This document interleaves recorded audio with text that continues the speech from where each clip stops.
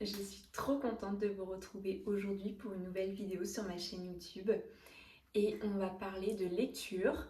Donc moi j'ai commencé la lecture il y a peu de temps, j'ai commencé à lire en octobre dernier et ça m'a fait tellement de bien moralement et en fait maintenant je m'en passe plus, j'aime trop ça, vraiment c'est devenu une passion et du coup je voulais partager ça avec vous. Donc je vais vous montrer les livres que j'ai déjà lus, ma lecture du moment et ceux qui sont dans ma pile à lire.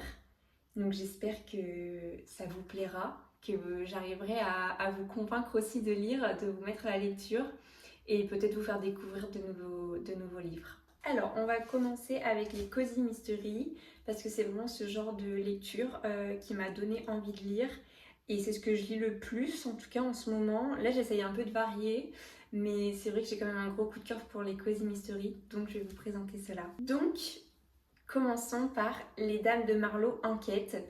Donc celui-là c'est le tome 1, j'ai pas encore lu les autres et honnêtement je sais pas en fait si j'ai envie de lire la suite. Euh, j'ai bien aimé cette lecture mais elle m'a pas transportée donc je sais pas. Peut-être que je lirai le tome 2 pour voir si ça me donne envie de continuer et peut-être que je vais voir autre chose dans cette lecture. Mais voilà, c'était une lecture très sympa, mais c'était pas waouh. Donc, je vais vous lire le petit résumé. Dans la petite ville anglaise de Marlowe, Judith Potts, vieille dame atypique de 77 ans, mène la vie qui lui plaît. Elle boit un peu trop de whisky et se baigne toute nue dans la Tamise, et alors? Au pays des excentriques, elle est la reine. Un soir, provenant de la maison de son voisin, elle entend un cri suivi d'un coup de feu. Donc voilà, donc du coup Judith va enquêter sur la mort de son voisin et elle sera accompagnée de deux autres femmes. Et d'ailleurs, c'est vrai que j'avais oublié, mais il y a une adaptation TV qui est en préparation, donc pourquoi pas. À voir ce que ça donne, et donc je vous dirai si je me lance dans le tome 2 ou pas.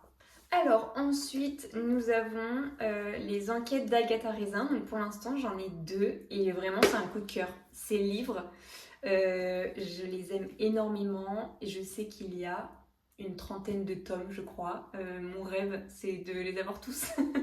Mais bon, déjà, voilà. J'ai lu les deux premiers et je suis trop fan. Du coup, on suit Agatha Raisin, qui est une retraitée et qui s'est installée dans son petit cottage de Carcely.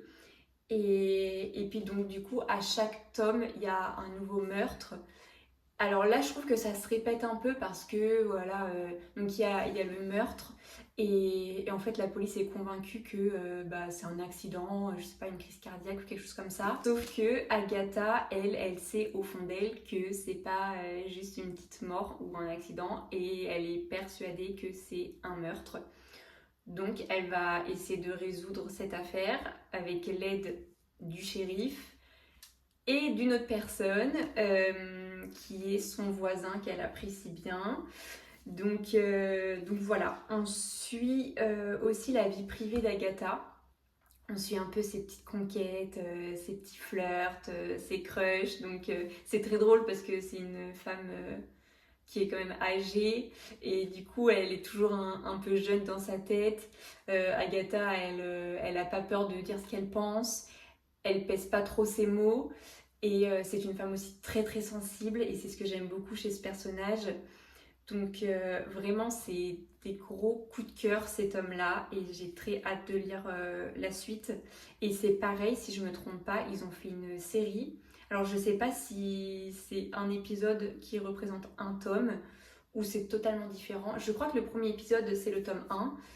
Mais après la suite, je sais pas. Faudrait que je regarde et ça me permettrait de mettre un peu aussi un visage sur ce nom. Donc voilà, les Agatha Raisin, je vous les conseille fortement. Ensuite, en restant du coup dans les Cozy Mystery, je lis les enquêtes d'Anna Swensen. Alors je sais pas trop comment ça se prononce. Donc là pareil, j'ai lu les deux tomes. Ce que j'aime beaucoup sur ces couvertures et sur le nom des livres, c'est que donc du coup c'est meurtre et ensuite donc là c'est pépites de chocolat, donc évidemment ça va parler de cookies et là de Charlotte aux fraises. Et donc on suit Anna qui est pâtissière, qui tient un petit café et puis bah voilà, encore une fois il y a eu un meurtre Et donc Anna, elle décide d'enquêter, qu'elle est aidée par le shérif. Enfin, elle est aidée oui et non, parce que du coup, elle l'aide un peu dans son enquête, mais lui, il n'est pas trop OK avec ça. Donc, elle mène quand même son enquête de son côté. Là, dans les 2 tomes, elle est aidée de sa sœur. Donc, je ne sais pas si ça suivra dans les autres. Mais j'aime beaucoup. J'aime beaucoup l'ambiance. J'aime beaucoup la personnalité d'Anna. Et ce que j'aime particulièrement dans ces livres-là, je vais vous montrer, à la fin de certains chapitres, elle nous montre en fait les recettes. On a les recettes des gâteaux qu'elle évoque dans la lecture. Donc là, vous voyez, je ne sais pas si vous voyez, donc là, on a la recette du black and white. Si je ne me trompe pas, ça doit être des cookies, justement, ceux-là. Et vraiment, on a tous les ingrédients et après, on a la recette. Et c'est trop bien. Il faudrait vraiment que j'en teste pour voir si c'est vraiment bon et si c'est une vraie recette. Là, c'est pareil, il y a 10 tomes, je crois. Je crois qu'il y en a un qui est sorti il n'y a pas longtemps en plus. Et je m'en lasse pas. Pour l'instant, c'est des très bonnes lectures. Alors, ensuite, on va passer dans les thrillers. Pour l'instant, j'en ai lu qu'un seul. Donc, c'est Il était une fois mon meurtre. Donc, c'est pareil, je vais vous lire le résumé. Ce sera plus simple, je suis un peu nulle pour raconter un peu l'histoire. Alors du coup, tout le monde croit qu'Alex est dans le coma sans espoir de réveil. Tandis que sa famille et sa petite amie Bee hésitent à arrêter les soins, il entend tout. Piégé dans ce corps paralysé, il repense à l'accident d'escalade qui a causé cet état. Était-ce vraiment un accident? Pire, il suspecte le tueur d'être encore dans son entourage et de vouloir s'en prendre à Bee.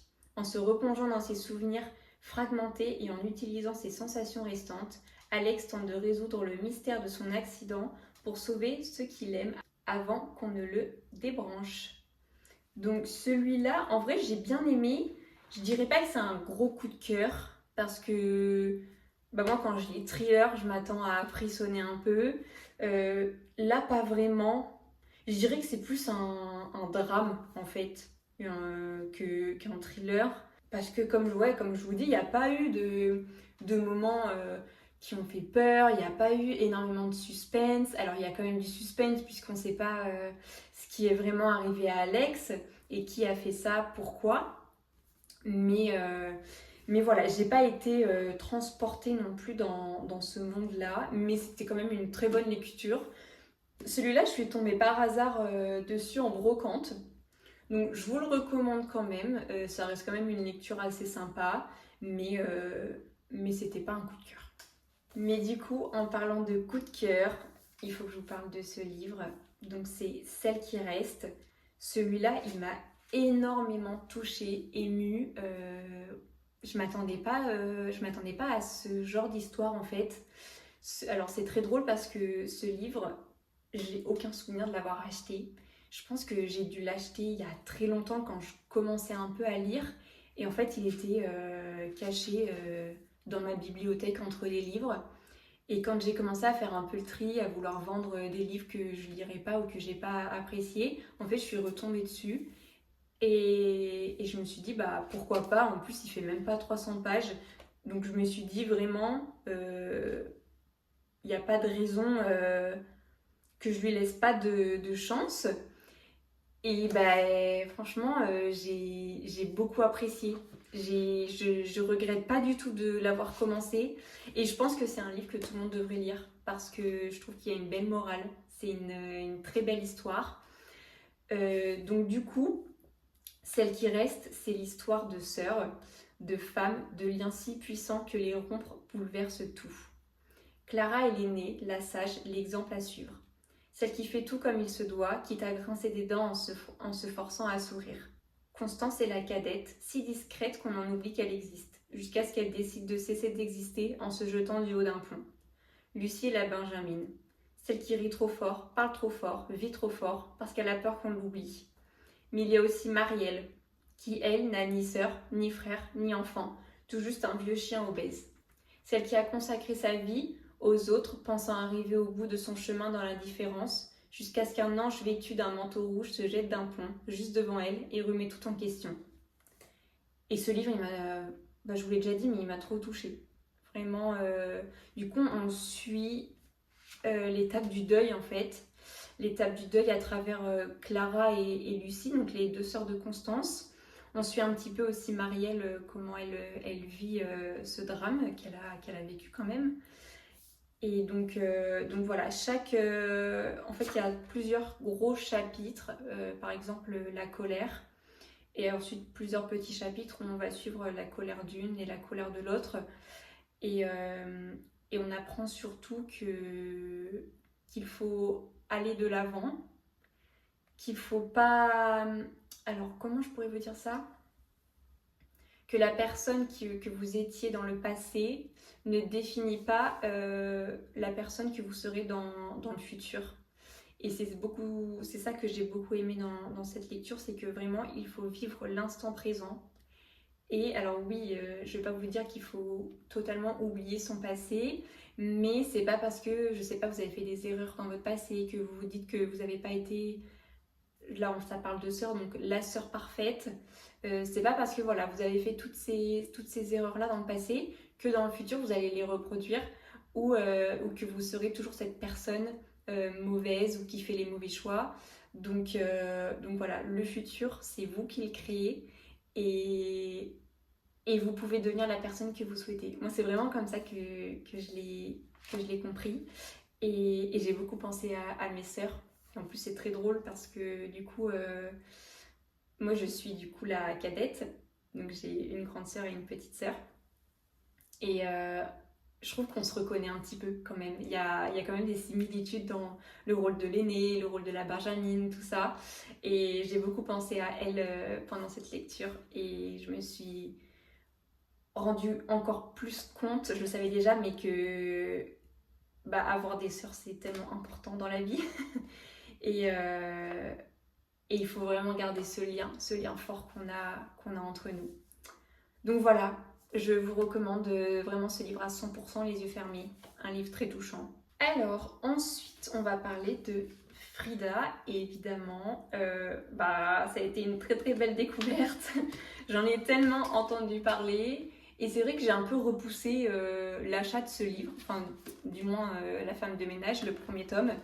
Parce que c'est vrai que c'est souvent quand il y a un gros succès, et ben du coup je m'attends tellement à quelque chose de waouh, je suis un peu déçue, donc je me suis dit je vais pas l'acheter maintenant, j'attends. Et puis c'est vrai que j'ai un peu repoussé et j'en entendais de plus en plus et vraiment que des bons avis, donc je me suis dit bon allez, je vais faire mon propre avis, je le commence. Donc j'ai lu pour l'instant les 2 premiers tomes de La femme de ménage et en fait je suis d'accord.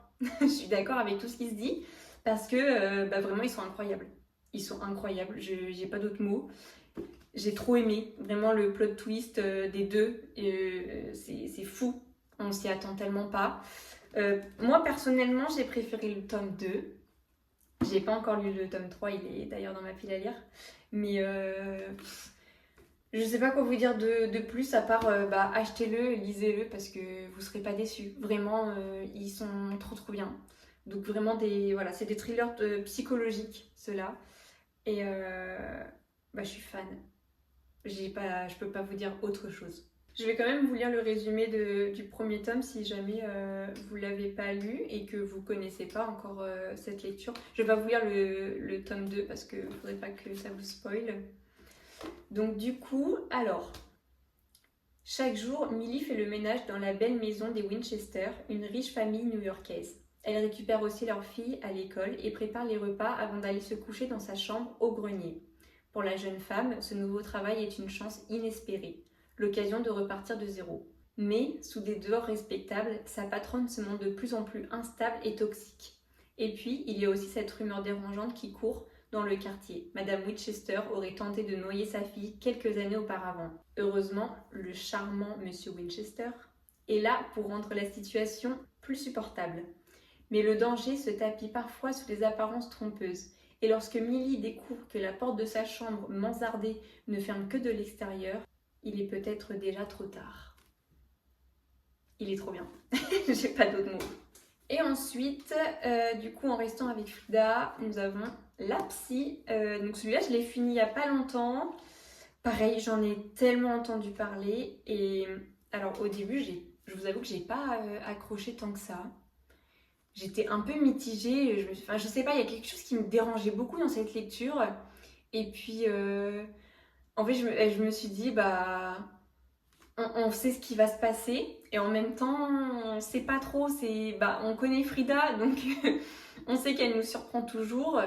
Mais c'est vrai que voilà, j'étais très très mitigée. J'arrivais pas à savoir si j'aimais bien ce livre. Alors que pourtant, c'est pareil, hein, celui-là, on en a tellement entendu parler. Et en fait, bah, ça a été le choc. Ça a été le choc quand on apprend certaines choses. Et mais, mais en vrai, je dirais pas que c'est un coup de cœur quand même. Parce que, je sais pas, il y a quelque chose qui m'a un peu quand même dérangée dans cette lecture. Je saurais pas vous dire quoi. Mais voilà, j'ai beaucoup aimé. Hein, encore une fois, le plot twist est vraiment incroyable. Mais je pense pas que je le mettrai dans mes livres coup de cœur. Je vais quand même vous lire le résumé si vous ne connaissez pas. Alors, donc l'Abscis, c'est l'histoire de deux jeunes mariés, donc Tricia et Ethan, qui recherchent la maison de leur rêve. Alors qu'ils visitent le manoir isolé de la docteure Adrienne Hall, une psychiatre disparue 3 ans plus tôt, ils se retrouvent piégés par une violente tempête de neige. Au grand effroi de Tricia, qui est persuadée que quelque chose de terrible s'est produit dans cette demeure. Et puis, il y a ces empreintes de pas récentes sur le parquet, comme si quelqu'un vivait encore là. Par hasard, Tricia découvre une pièce secrète qui renferme les enregistrements audio de chaque patient de la Dr Hall. Le voile de mystère qui recouvre la disparition de la psy se lève lentement. Mais déterrer ces secrets enfouis est un jeu dangereux. Donc voilà, je vous le recommande quand même, parce que ça reste quand même une bonne lecture. Donc voilà, c'était tout pour les livres que j'ai lus. En vrai, j'en ai lu d'autres, mais que j'ai pas apprécié et que du coup, j'ai pas gardé. Je les ai vendus, tout simplement parce que j'avais pas envie de garder des livres que j'ai pas appréciés dans ma bibliothèque. Donc voilà, en vrai, il doit y en avoir 5, peut-être 5 livres que j'ai pas appréciés. Mais bon, c'est comme ça, il en faut pour tous les goûts. Donc là, je vais vous parler de ma lecture du moment. Donc c'est la petite boutique de Sortilège. Vraiment déjà, il est trop trop beau. Il est incroyable. Regardez la couverture, les pages. Il est trop beau. Il est trop trop beau. Donc c'est un cozy fantasy. C'est la première fois que je lis ce genre de lecture. C'est vrai que j'ai toujours été assez intriguée par la fantasy. Mais je sais pas, j'avais peur que ce soit un peu too much, où vraiment, voilà, c'est la petite fée qui fait sa petite magie.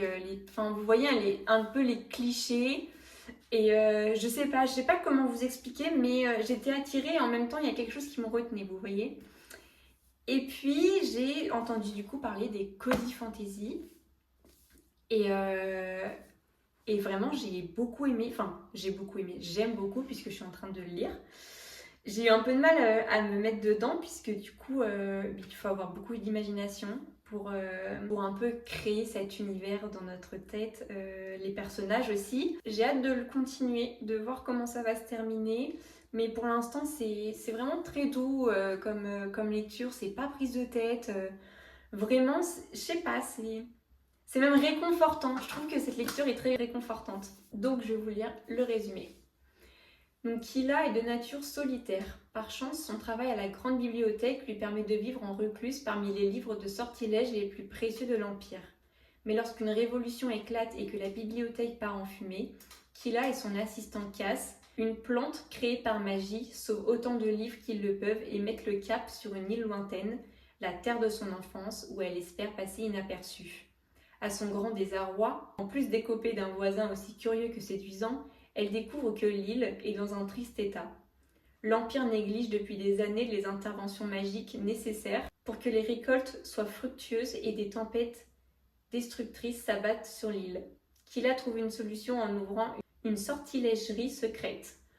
Son plan n'est pas sans danger, car partager la magie avec les gens du peuple est passible de mort. Donc voilà, je vous le recommande, une lecture très douce. Ensuite, retour avec Frida. Donc là, on va passer dans les livres qui sont dans ma pile à lire. Donc nous avons La femme de ménage se marie. Donc celui-là, il est vraiment tout petit. J'ai pas entendu beaucoup de bien sur celui-là, mais bon, je ferme mes oreilles et je vais faire mon propre avis dessus. Et pour finir avec Frida, nous avons La femme de ménage voit tout, donc le tome 3 de La femme de ménage. J'espère honnêtement que ça va changer un petit peu quand même, que ça va pas être la même histoire ou la même... en soi les deux n'étaient pas la même histoire, mais vous voyez ce que je veux dire, que ce sera pas un peu redondant, donc on verra. Alors ensuite, nous avons un Cozy Mystery. Donc celui-là, j'en ai beaucoup entendu parler. Dans les Cozy Mystery, c'est celui qui ressortait le plus, j'ai l'impression. Donc c'est les thés meurtriers d'Oxford. Pour réaliser son rêve d'ouvrir un salon de thé dans un petit village des Cotswolds, Jenna décide de quitter un job bien payé mais trop monotone. Toutes ses économies passent dans sa nouvelle affaire et, sacrifice suprême, elle doit même retourner vivre chez ses parents. Mais c'est pour la bonne cause. La preuve, ses affaires démarrent très bien. Jusqu'au jour où elle découvre le corps d'un touriste dans son salon de thé. L'homme a été assassiné, étouffé avec l'un des succulents scones de Gemma. De là à penser que ses pâtisseries sont mortelles, il n'y a qu'un pas. Son salon risque bel et bien de faire faillite. Gemma n'a pas le choix et doit mettre la main à la pâte. Aux côtés du charmant inspecteur Devlin et d'une brochette de vieilles commères du village, elle se lance tête baissée sur les traces du coupable. Mais parviendra-t-elle à résoudre ce mystère avant que les choses ne tournent encore plus au vinaigre? Donc voilà, un petit Cozy Mystery dans un salon de thé, donc tout ce que j'aime.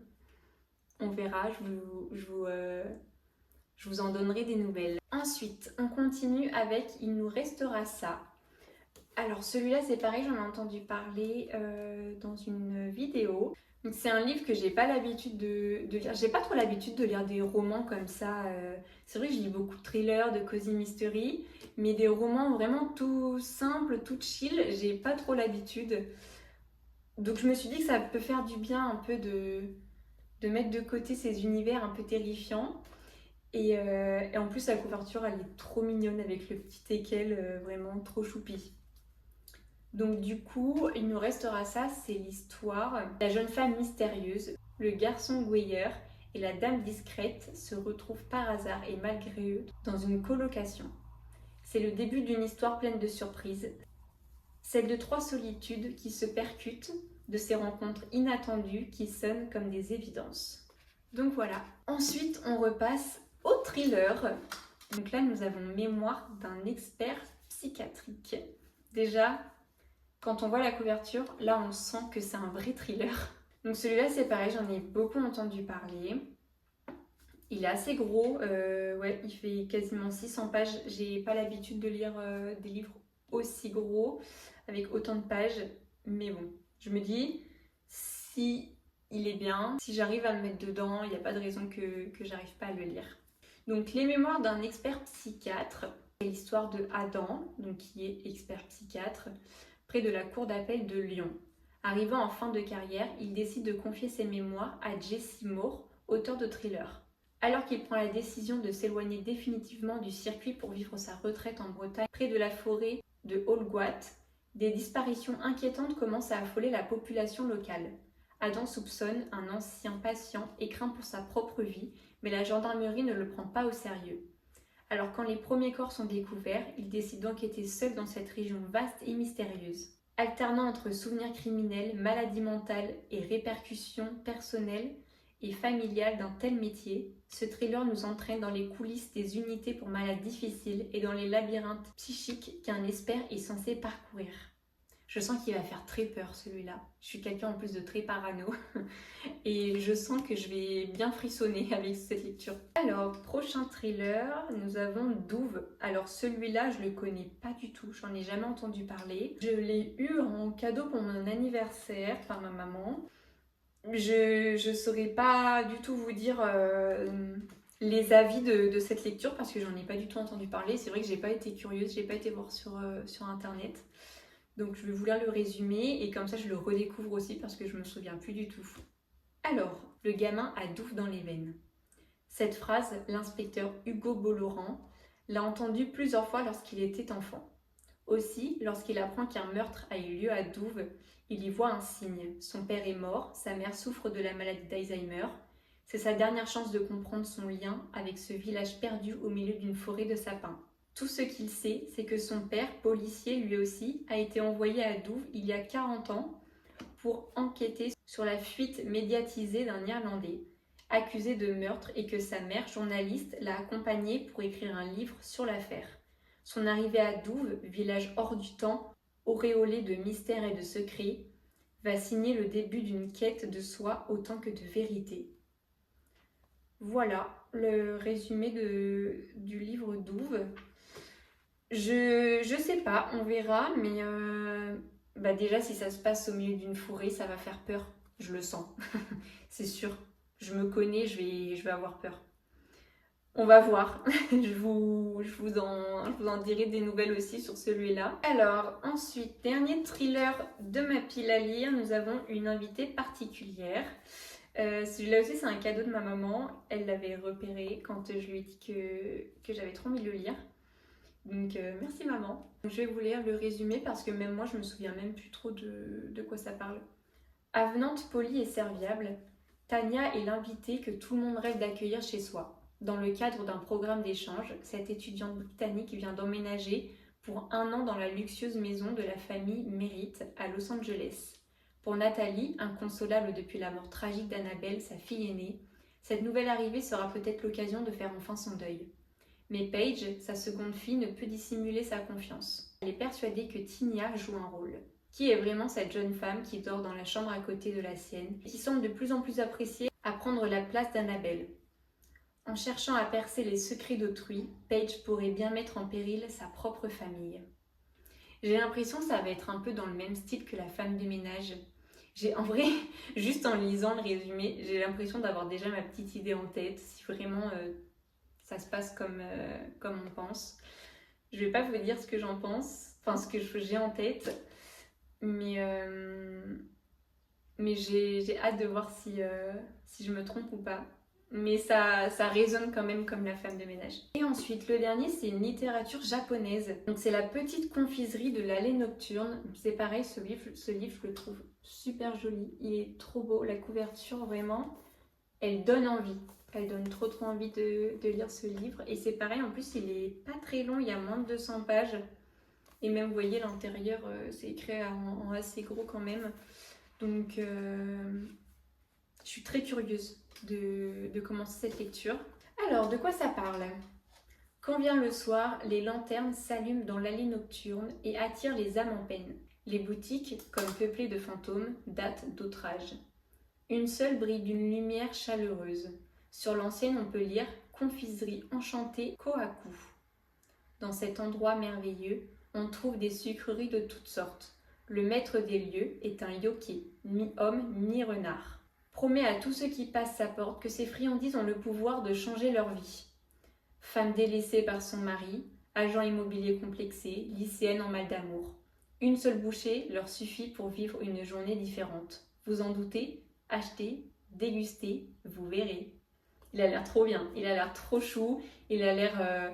Je pense que dans cette lecture, je vais vraiment voyager. Trop hâte, il a l'air... je pense que ça sera vraiment le prochain livre que je vais lire parce qu'il m'intrigue beaucoup. Donc voilà, c'était mes petites lectures. J'espère que cette vidéo vous aura plu. J'espère que vous aurez aussi trouvé de nouvelles lectures à lire. Dites-moi en commentaire si vous avez lu, vous aussi, des livres que je vous ai présentés, ce que vous lisez en ce moment, votre coup de cœur, tout ça, je veux tout savoir parce que je veux aussi des nouvelles lectures. Et puis nous, on se retrouve dans une prochaine vidéo.